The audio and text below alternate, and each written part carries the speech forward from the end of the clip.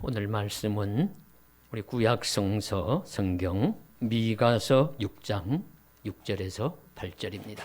내가 무엇을 가지고 여호와 앞에 나아가며 높으신 하나님께 경배할까? 내가 번제물로 1년 된 송아지를 가지고 그 앞에 나아갈까? 여호와께서 천천의 순양이나 만만의 강물 같은 기름을 기뻐하실까? 내 허물을 위하여 내 맏아들을 내 영혼의 죄로 말미암아 내 몸의 열매를 드릴까? 사람아, 주께서 선한 것이 무엇임을 내게 보이셨나니 여호와께서 내게 구하시는 것은 오직 정의를 행하며 인자를 사랑하며 겸손하게 내 하나님과 함께 행하는 것이 아니냐. 아멘. 형들에게 팔려서 애굽에 가서 종이 되었던 요셉이 하나님의 은혜로 우리 기적같이 애굽의 총리가 됩니다. 7년 풍년도 지나고 우리 7년 흉년이 지속이 될 때에 가나안에 살고 있던 요셉의 형들, 야곱의 가족들도 기근에 시달리다가 애굽의 양식을 사러 오지요. 그래서 요셉이 형들을 알아보고 시험을 합니다. 뭐 이런저런 시험을 하다가 나중에 이제 유다가 참 자기가 책임을 지겠다. 나를 대신 볼모로 잡고서라도 베냐민을 풀어줘서 내 아버지를 슬프게 하지 않으면 좋겠다. 이런 말로 간절히 이제 탄원을 할 때 요셉의 마음이 녹아지죠. 풀어져요. 그래서 형들 앞에 내가 당신의 동생, 당신들의 동생 요셉입니다. 이렇게 이제 고백을 하고 지금도 가나안 땅에 살고 있는 이 야곱과 아버지 야곱과 그 가족들을 다 애굽으로 데리고 오라고 합니다. 그래서 형제들을 다시 가나안으로 보냅니다. 그때 보낼 때 빈손으로 보냈을까요? 빈손으로 보내지 않죠. 어떻게 보냈느냐 하면은 창세기 45장 23절에 그가 또 이와 같이 그 아버지에게 보내되 순하기 열필에 애굽의 아름다운 물품을 실리고 암나기 열필에는 아버지에게 길에서 드릴 곡식과 떡과 양식을 실리고 순하기 열필에다가는 애굽의 진귀한 물품들을 실어서 보냅니다. 아버지 야곱에게 주는 선물이에요. 아무 것이나 보내지 않았겠죠.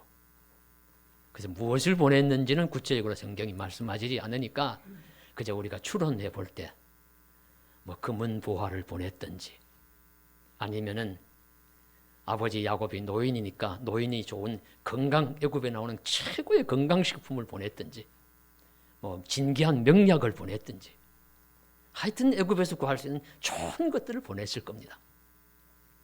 그러면 이 아버지 야곱이 이것을 받아보고 물론 마음이 기뻤겠죠. 안 보내는 것보다. 그러나 그것보다도 더 기쁜 소식이 뭐냐 하면은 요셉이 살아있다는 소식이었어요. 죽었던 아들 요셉이 살아있다. 이 소식을 더 기쁘게 받아들이고 그 보낸 물품들은 요셉이 살아있다는 증거물이었습니다. 그래서 정말로 더 기쁜 것은 요셉이 살아있다는 소식이고 이 보낸 물품은 증거물이었다. 그래서 우리 이런 말씀이 나옵니다. 창세기 45장 27절에 보시면 또 요셉이 자기를 태우려고 보낸 수레를 보고서야 기운이 소생한지라. 이 아버지 야곱이 요셉이 살아있다는 소식 듣고 그리고 요셉이 보낸 수레를 보고서는 정말 요셉이 살아있구나. 우리가 지금 생각할 땐 왜 수레 그까짓 것 지금 수천 년 전에 이 수레는 오늘날 리무진보다 더 고급 세단이에요. 최고의 최고의 우리나라는 그때 당시는 바퀴 달린 그것은 애굽과 이집트 같이 발달한 그런 나라 문화가 발달된 나라에나 있을 법한 것이지 아마 야곱은 구경도 못했을 겁니다. 그런 수레를 가지고 와서 자기를 모시고 내가 당신의 아들 요셉이 애굽의 총리가 되어 있습니다. 그러니까 이제 믿은 거예요. 그 야곱에게 최고의 소식은 요셉이 살아있다는 것이고 그가 보낸 진귀한 실품이나 물품들은 그것에 대한 증거였습니다. 오늘날 우리들이 하나님 앞에 드리는 것은 무엇을 하나님이 가장 기뻐하실까요? 하나님이 무엇을 가장 좋아하실까요?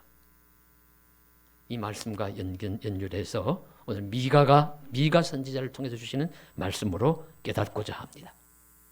미가는 주전 7세기 전후에 이스라엘과 유다 백성들에게 하나님의 말씀을 전했던 선지자입니다.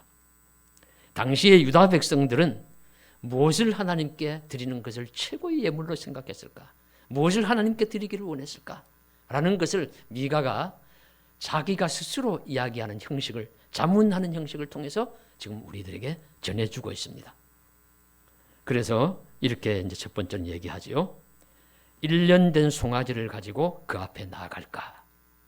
1년 된 송아지를 가지고 하나님 앞에 나아갈까? 송아지는 하나님께 드리는 번제물 중에서도 최고의 번제물입니다. 그 최고의 번제물인데 제가 이번에 이 말씀을 상고를 하면서 참 깜짝 놀라며 찾아본 것이 무엇이냐 하면요.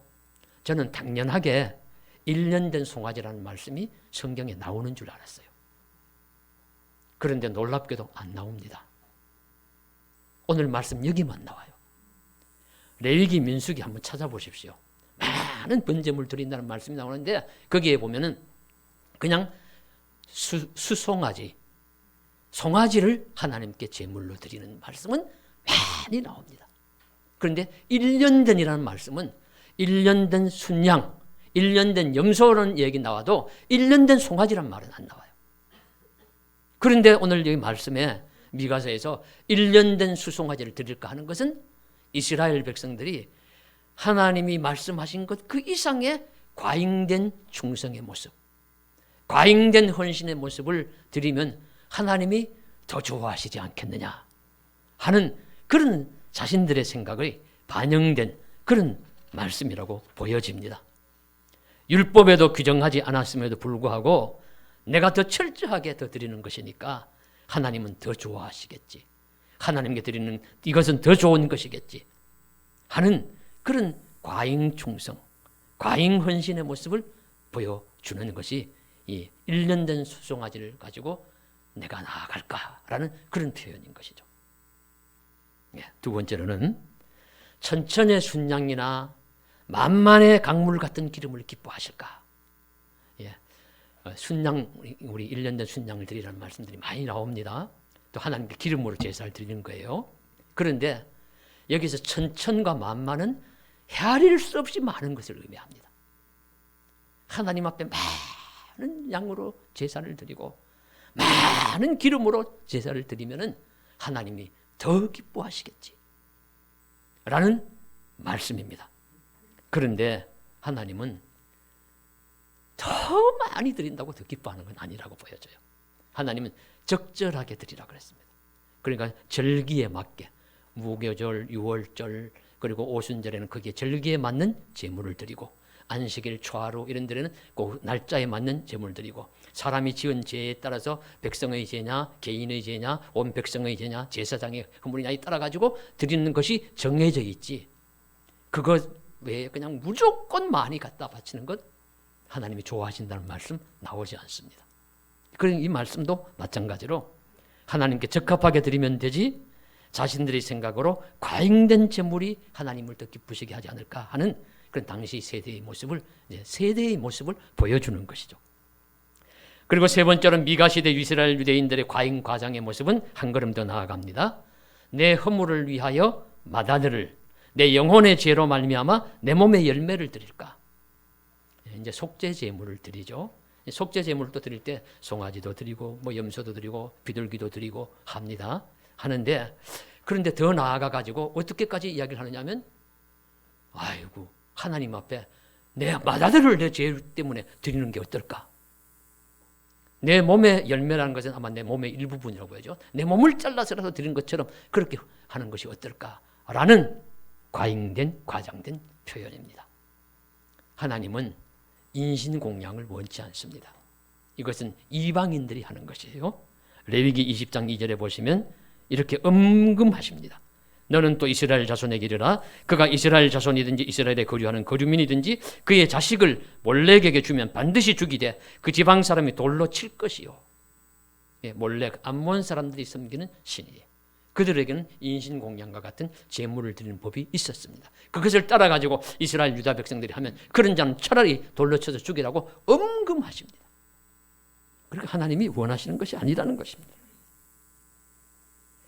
당시 백성들이 하나님께서 좋아할 것이라고 생각하는 것이 무엇이냐면 단지 물질적인 것을 많이 드리면, 물질적인 것이 더 소중한 것이고 큰 것이라고 생각하는 것을 드리면은 하나님이 기뻐하시지 않겠느냐, 더 좋아하시지 않겠느냐 하는 그런 의식, 그런 생각을 가지고 있다는 말씀이죠.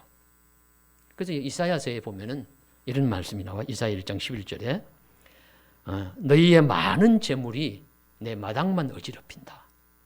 너희의 많은 기름과 피를 하나님이 싫어하신다. 그러니까 내용이 동반되지 않은, 하나님을 사랑하고 깊이 사랑하는 헌신이 동반되지 않는 무조건 큰 물질만을 바치고 뭐 이렇게 크고 좋은 것만 바치는 것들 하나님 기뻐하시지 않는다는 그런 말씀입니다.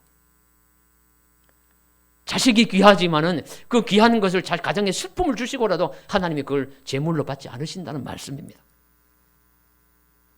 그런데 당시의 백성들은 이처럼 과장된 제물을 하나님이 좋아할 것이라고 생각하였습니다. 왜 그랬을까요? 사람의 생각이죠. 자신들의 기준으로 생각하고 단정한 것입니다. 많은 것을 좋아하고 크다는 것이 좋다는 것에 현혹이 되어서 하나님께서도 그러실 것이라고 단정하는 것입니다. 그래서 미가가 선지자가 활동하던 시대는 미가서 1장 1절 보면 나옵니다. 히스기야 시대입니다. 요담, 아하스, 히스기야 왕의 시대는 북이스라엘은 멸망하던 시기고 남유다가 이제 전존하던 시대인데, 이 시기에 북이스라엘과 남유다를 향해서 공의 이 메시지를 선포했던 미가 선지자인데, 이 미가 선지자 시대에 이 백성들의 모습이 어떠했느냐? 허례허식, 거칠에만 크게, 폼만 부품하게 그렇게 하고 내용은 없었다. 속으로는 그저 부패하고 하나님을 잘 순종하지 않고 따르지 않고 하면서 큰 모습만, 큰 것을 무엇인가 드리면 하나님도 기뻐하시겠지, 내가 의로운 자지 라는 것을 자랑하는, 소위 말하는 그저 폼내는 것에만 혈안되어 있는 외형주의, 형식주의, 의식주의에 빠져 있는 것이 그 당시의 모습이었습니다. 이런 모습을 하나님은 원하시지 않는 것이죠. 오늘날의 시대는 어떻습니까? 우리는 교회적인 상황을 볼 때도 사실은 저는 오늘날 성도님들을 보면서 우리는 크고 많은 것에 너무 잘 현혹된다고 보여져요. 크고 많은 것에 너무 잘 현혹이 됩니다. 그것이 하나님의 뜻이다. 이것이 하나님의 선이다. 그래서 큰 것을 자랑해요. 많은 것을 자랑해요. 큰 것을 자랑하고 많은 것을 자랑하는 것은 이단 사이비들도 합니다. 잘 아시는 바와 같이 이단 사이비들 중에도 큰 운동장에 모이고 큰 종합체육관에 모여가지고 우리가 이렇게 많이 모였다, 우리가 선이다 자랑하지 않습니까? 그러나 그것이 선이 아니죠. 많고 크고 강한 것이 악한 것은 아닙니다. 선한 것이 모여서 그렇게 되었을 때는 더 하나님 기뻐하실 일이 분명하지만, 그러나 단순히 많고 크고 그렇다고 그것이 선은 분명히 아닙니다. 그래서 어떤 권사님 오래전에 한번 찾아오셔서 좀 탄식하는 소리를 들은 적이 있어요. 무슨 탄식이냐면, 그분이 다니시는 교회가 서울의 어떤 규모가 큰 교회인데 그 예배당도 크고 기도원도 운영하는 교회였어요. 근데 그 권사님 말씀이 우리 교회는 어느 정도 하시면 좋겠는데 그저 계속해서 기도원에도 또 교회도 건물을 지어 나간대요. 그래서 교인들에게 헌금 내시오, 건물을 짓습니다 하면 이제 모자라는 건 빚을 내 가지고 또 건물을 짓고, 다 지어갈 때쯤 되면 또 옆에 또 시작하고 계속 이제 반복이 되니까 이 권사님 생각에 이게 정말 하나님의 뜻인가, 이런 이제 의심이 든다는 그런 말씀이었어요. 그래서 제가 이제 들으면서, 저는 목회를 하면서 내가 뭐 자꾸 연약한 교회를 하더라도 다른 교회를 내가 비판하지 않겠다, 판단하지 않겠다, 이렇게 이제 맹세한 적이 있습니다. 그래서 제가 여러분 설교할 때 제가 어디 남은 교회, 다른 교회 비판한 적이 있으십니까? 이단 사이비가 아니라면 그렇게 하지 않습니다. 그래서 그 권사님께도 아이고 권사님 말씀이 맞습니다. 그렇게 대놓고는 말씀하지 않았지만 저도 속으로 그게 정말 하나님의 뜻일까? 성도들이 지금 갈등하고 고민하는데 그럼에도 불구하고 계속해서 무엇을 위한 건축이고 무엇을 위한 건물이고 무엇을 위한 자랑인가? 라는 것을 이제 생각을 하게 되는 것이죠. 그건 미가 시대와 같은 거예요. 미가 시대에 그저 하나님이 말씀하신 것 그 이상으로 하면 겉모양만 하면 하나님이 기뻐하시겠지. 외형주의, 물질주의, 그리고 세속 자랑주의 그런 것에만 빠져있는 신앙의 모습을 우리들에게 지금 제시하고 고발하고 있습니다. 저는 오늘날 또 많다고 보여져요. 그런 모습들이 너무 많아요. 우리는 그런 것보다도 하나님이 더 기뻐하실 것이 무엇인가 그것을 바라보아야 되는데 미가 선지자를 통해서 이렇게 가르쳐 주십니다. 그런 것들은 부차적인 것들이다. 요셉이 보낸 수레나 좋은 물품에 불과했어요. 정말 더 기뻐할 야곱이 더 기뻐할 것은 요셉이 살아있다는 소식입니다.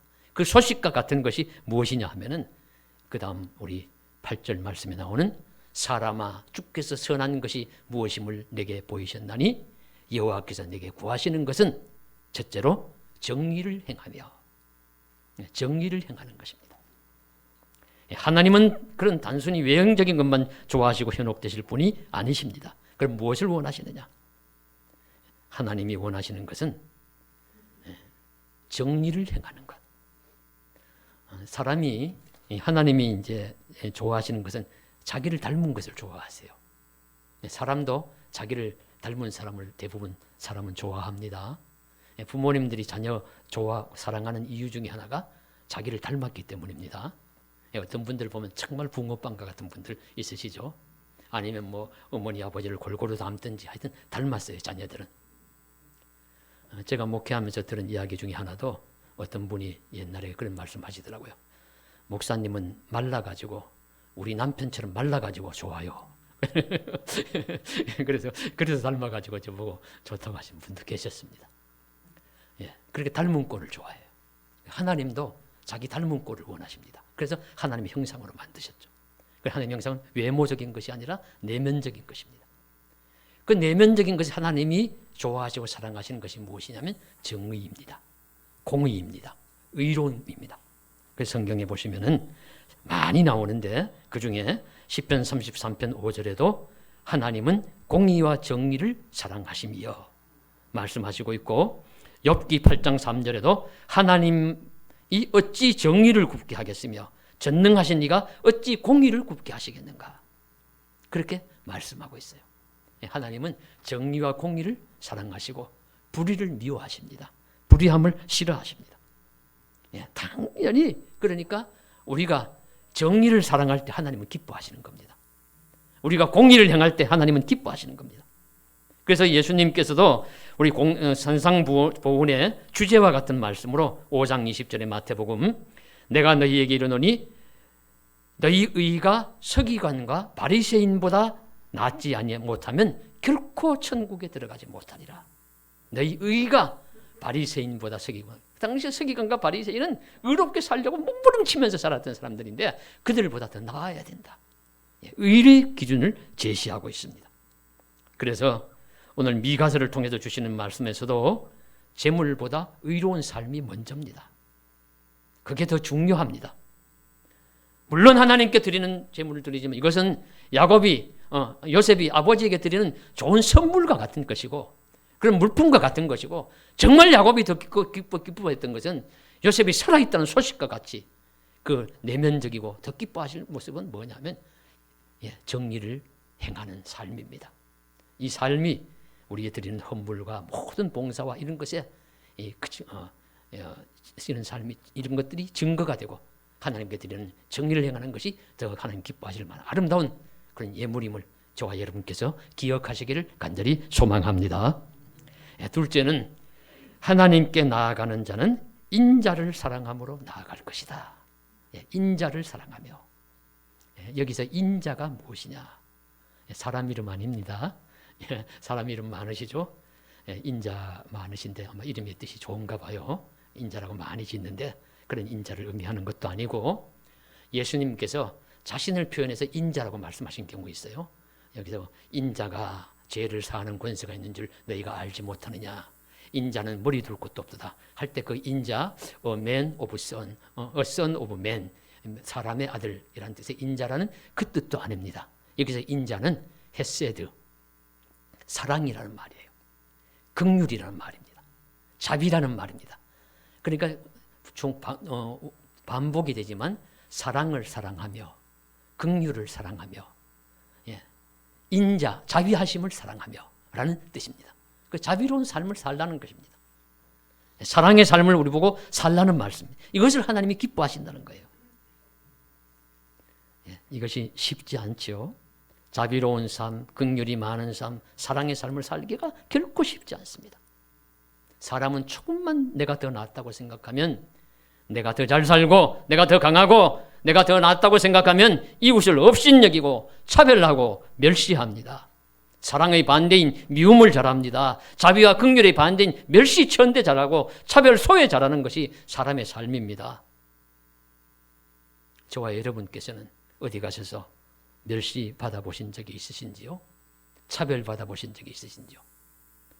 다 있으실 거예요. 나보다 나은 사람이 나를 차별할 수 있으니까요.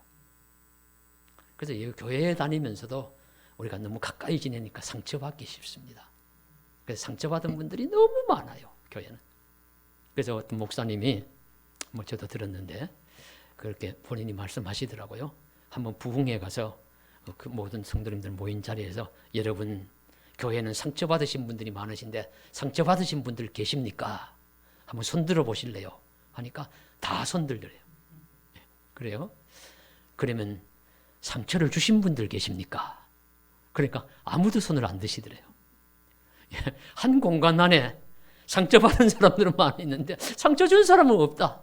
그럼 목사님이 이제 하시는 주요 메시지의 요점은 고장난 양심의 계기판을 가지고 있다. 다 이제 그 말씀을 하시는 거였는데, 저는 오늘 말씀드리고자 하는 것은 우리가 다 자비와 긍휼의 삶이 부족한 것 사실이고, 교회생활, 가정생활, 사회생활 하면서 상처 주고 받는 것도 사실이지만, 우리가 믿음이 강한 신앙인이라면 상처 좀 잘 받지 말자, 그런 뜻입니다. 상처 안 받아도 돼요. 상처 잘 받을 필요가 없어요. 선물도 아닌데 뭘 그렇게 잘 받습니까? 상처 안 받는 사람이 없는데, 안 받을 수 없는 그런 정황에 놓이지 않는 사람이 없는데 상처는 안 받아도 된다. 상처는 안 받아도 됩니다. 세상에 존경을 받는 위인들이 상처 없는 세상을 산 것이 아니라 그들은 정말로 상처를 받을 만한 환경과 조건 속에 많이 사는 사람들입니다. 오늘날 우리가 와 하지만은 그분들이 살았던 그 당시에는 많은 차별받고 모욕받고 상처받는 그런 삶을 살았습니다. 간디가 유명한 인물이죠. 인도의 독립을 이끈 무저항 그 운동으로 인도의 독립을 주도했던 그런 인물이고, 그래서 사람들이 많이 존경하기 때문에 마하트마, 위대한 영혼이라는 이름까지 붙여준, 그 앞에 칭호까지 붙여준 그런 인물입니다. 그런데 그런 간디도 체구 보면 저보다도 더 왜소해요. 왜소한 체구에, 그리고 영국에 가서 유학했는데 식민지인 사람인데다가 깡마르고 왜소한 데다가 막 그러고 하니까 얼마나 차별을 많이 받았는지 모릅니다. 그래서 그런 일화들이 많이 나와요. 한 번은 학교 식당에서 밥을 먹는데 그가 식민지 청년이라고 업신여긴 영국인 교수가 간디를 향해서 이렇게 말했다고 합니다. 돼지와 새는 한 자리에서 밥을 먹을 수 없다네. 돼지와 새는 한 자리에서 밥을 먹을 수 없지. 그런 거예요. 자기는 새고 너는 돼지다. 왜 이 자리에서 같이 밥을 먹느냐. 그런 뜻이죠. 그럼 우리가 화가 나가지고 내가 돼지라고 할 수 있는데, 간디가 뭐라고 말했느냐면, 교수님, 제가 그럼 다른 자리로 날아가겠습니다. 제가 그럼 다른 자리로 날아가겠습니다. 내가 새고 당신이 돼지란 뜻이죠. 쉽게 그렇게 말하면서 웃으면서 자리 비켜주고 자기는 상처 안 받는 거예요. 위인들의 삶이 그렇습니다.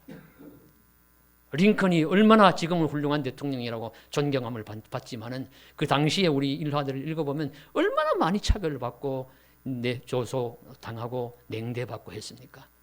그 부모가 가난하고 못 배운 사람이라고 차별당하고 자신이 학력 없다고 차별 모욕당하고 그리고 뭐 깡마르고 키만 크다고 또 모욕당하고 뭐 등등 뭐 가지가지로 그렇게 순 모욕과 그런 거 많이 당했지만 링컨이 그것 때문에 큰 상처받고 할 일 못하고 그런 적 없어요.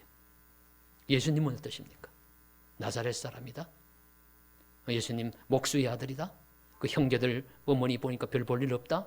그런 것 가지고 사람들 또 공격하고 예수님 시골 이게 랍비에 당시에 불과했을 테니까 저기 간 바리새인들이 예수님 공격하고 했어요. 거기에 예수님 분노하시면서 거기에 대응해서 내가 복수해야지 원수 갚아야지 절대 그러지 않았습니다. 이런 분들 다 뭐냐면 그런 것들 받은 것을 오히려 사랑으로 녹여내는 거죠. 긍휼의 삶을 사는 겁니다. 자비의 삶으로 돌려줍니다. 그래가지고 이 세상을 더 평화롭게, 더 의롭게, 더 신실하게, 더 사랑이 많은 세상으로 만들어가는 삶을 살아가서 오늘날 위대한 인물이라고 존경받는 것이죠. 바로 오늘 말씀 인자를 사랑하며 긍휼의 삶을 사랑하며 이 말씀을 지키는 것입니다. 오늘날 우리들도 마찬가지라고 보여져요. 우리들도 받는 여러 가지 상처와 아픔과 차별과 멸시가 있을 수 있지만 거기에 우리가 굴복하지 말고 거기에 똑같이 돌려주지 말고 사랑과 긍휼과 자비의 삶을 삶으로써 하나님 말씀을 잘 실천하는 그런 복된 자들이 다 될 수 있기를 주님의 이름으로 간절히 소망합니다. 셋째는 겸손하게 하나님과 동행하는 삶을 사는 것입니다. 하나님은 우리가 다른 무엇보다도 하나님 자신과 동행하기를 원하십니다. 창세기에 에녹이 훌륭한 인물로서 인정받고 사람들에게 존경받는 것은 하나님과 동행하는 일생을 살았다는 점입니다. 성경에 보시면 하나님과 동행하다가 하나님이 그를 데려가심으로 그래서 우리는 죽음을 보지 않고 하늘로 올라간 사람이라고 믿는 것이죠. 그런데 이런 에녹이 유대인들에게도 얼마나 많이 존경을 받는지요. 많이 존경을 받아서 유대인들이 한때 그들이 이제 고통과 환난을 당할 때 이제 묵시문학이라 그래서 그런 저수를 쓴 적이 많이 쓴 적이 있습니다. 요한계시록과 같은 유사한 그런 형식으로 책을 쓰는 것입니다. 그렇게 쓸 때에 자기들의 이름을 드러낼 수가 없고 자기들이 드러내면 핍박받을 수도 있고 또 자신들은 그렇게 유명한 사람들이 아니기 때문에 그게 이제 영향력을 끼치지도 못하고 그렇다고 볼 때 이들이 고대에 살았던 유명한 이스라엘의 인물들을 빌려와 가지고 꼭 그 사람이 쓰고 행동하고 하는 것처럼 그렇게 기록하고 저주라는 것이에요. 그런 책을 오늘날 정경에 들어오지 못하고 외경과 위경에 많이 있습니다. 그런데 그 외경과 위경 중에 많은 책 중에 하나가 에녹서입니다. 에녹서, 에녹일서, 에녹이서, 에녹삼서 이렇게 많이 지을 정도로 유대인들은 에녹이라는 자를 매우 존경합니다. 오늘날 우리 기독교인들도 마찬가지죠. 우리 에녹을 우리 훌륭한 믿음의 인물로 우리 존경합니다. 옛 선지자 에녹같이 우리들도 천국에 들려 올라갈 때까지 주와 함께 걷겠네. 우리 찬송가도 있습니다. 하나님과 동행한 믿음의 인물들의 삶을 잘 보여주는데 그런 인물들을 우리는 존경합니다. 그런데 이 하나님과 동행하는 동행의 조건의 최우선이 뭐냐면 겸손입니다. 오늘 말씀 보십시오. 내 하나님과 겸손히 내 하나님과 함께 행하는 것이 아니냐. 우리가 가슴에 한번 새기면 좋겠어요. 겸손히 내 하나님과 함께 행하는 것이 아니냐. 겸손은 사람이 진실로 하나님과 동행할 수 있는 조건이 됩니다. 그래서 하나님은 교만한 자를 싫어하시고 겸손한 자를 사랑하신다고 말씀하십니다. 여러분 요한복음 3장 16절 아시죠? 하나님이 세상을 이처럼 사랑하사. 시편 23편 아십니까? 우리 교회 다니면서 요한복음 3장 16절도 모르시고 시편 23편도 모르시면 의심해야 돼요. 내가 교인 맞은가? 시편 23편 유명한 말씀입니다. 여호와는 나의 목자시니 내게 부족함이 없으리로다. 그가 나를 푸른 풀밭에 쉴 만한 물가로 인도하시는도다. 여기에서 하나님은 목자이시고 나는 뭐냐면 양이에요. 그래서 이 양이 살아가는 조건이 뭐냐면 목자가 보이면 됩니다. 목자를 따라서 살면 됩니다. 목자와 함께 가면은 푸른 초장에서 풀을 뜯고 맑은 물가에서 물을 마시고 사망의 음침한 골짜기로 다닐지라도 해를 받지 않고 목자가 있으면은 살아갈 수 있어요. 그런 양인데도 불구하고 나는 목자가 없어도 살 수 있다. 나 혼자서 살 수 있다 하면 이건 교만입니다. 양이 양인 줄 알고 목자가 눈에 보이고 목자와 동행하면서 살아가는 것은 겸손입니다. 이 삶을 말씀하시고 있어요. 그래서 목자와 양은 동행합니다. 목자가 양을 버리고 떠나면은 그 양들은 뭐 짐승에게 또 여러 가지 환난을 당하다가 죽고 마르고 그렇게 골병들어요. 목자가 양과 함께 있는 것처럼, 양이 목자를 따르는 것처럼 순한 양, 겸손한 양이 되어서 목자와 함께 살아가면 되죠. 그런데도 불구하고 나는 목자 없이도 살 수 있어. 양인데도 불구하고. 그러면 그건 교만입니다. 그래서 성도는 겸손히 하나님과 동행하는 사람들입니다. 저와 여러분께서 어느 정도 겸손을 갖추었기 때문에 이 주일날 예배에 참석하면서 찬송하고 기도하는 것입니다. 겸손을 갖추셨어요. 신앙의 위대한 인물들도 다 그런 자들입니다. 다윗도 겸손한 자요, 노아도 겸손한 자요, 요셉도 겸손한 자요, 바울이나 신앙의 신실한 인물들 모두 겸손한 자들입니다. 겸손이 하나님과 동행의 조건입니다. 매우 인상 깊은 이야기를 하나 읽은 기억이 납니다. 닉 왈렌다라는 사람의 이야기인데요. 이 사람은 누구냐 하면은 2012년에 외줄 하나로 나이아가라 폭포를 걷는 최초 사람입니다. 그리고 한 1년 후에 그랜드 캐년을 또 역시 외줄을 타고서 건넨 최초의 인간이 되었습니다. 그가 방송에 나오거나 그가 실제로 이 외줄 타기를 할 때는 이 수많은 인파가 몰려들었다고 해요. 구름같이 인파들이 그것을 보려고 모여들었는데 이 닉 왈렌다는 자신의 겸손을 유지하려고 했습니다. 교만해서는 안 되겠다. 그런데 그가 어떻게 겸손을 유지했을까요? 크리스천인 그는 겸손의 비결은 이것입니다. 외줄 타기를 마치고 난 다음에 그냥 집으로나 다른 곳으로 이동하지 않고 그곳에 사람들이 버리고 간 쓰레기를 한 3시간 동안 주웠다고 해요. 그걸 주우면서 자기가 겸손해지는 것입니다. 그가 이야기합니다.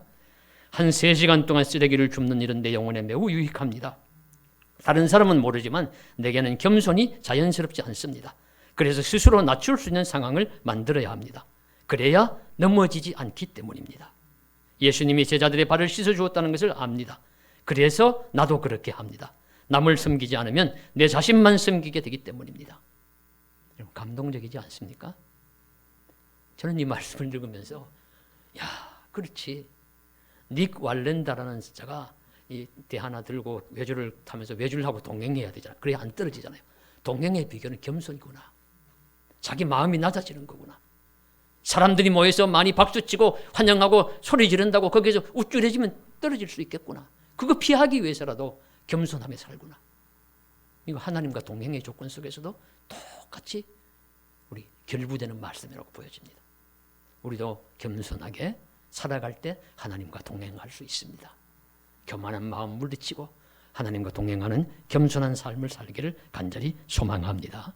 사랑하는 성도 여러분, 우리도 무엇을 가지고 하나님께 나아갈까요? 물질적인 것 좋습니다. 보이고 크고 귀한 것도 좋을 것입니다. 그러나 그것이 전부라는 유혹을 물리쳐야 합니다. 그보다 더 좋아하시는 것 하나님, 정의를 구하고 인자를 사랑하고 하나님과 함께 겸손히 행하는 것, 그것을 가장 기뻐하신다는 이 사실을 마음에 깊이 새기고 그런 삶을 살아갈 수 있는 저와 여러분 되시기를 주님의 이름으로 간절히 축복합니다. 기도드리겠습니다. 사랑하는 하나님 아버지, 오늘 미가서에서 주시는 말씀처럼 정의를 행하며 인자를 사랑하며 겸손히 내 하나님과 함께 행하는 것이 아니냐, 행하는 것이다 라고 가르쳐 주심을 기억하고 믿음으로 살아갈 수 있는 저희들 되게 하여 주시옵소서. 주 예수님 이름 받들어 간절히 기도드리옵나이다. 아멘.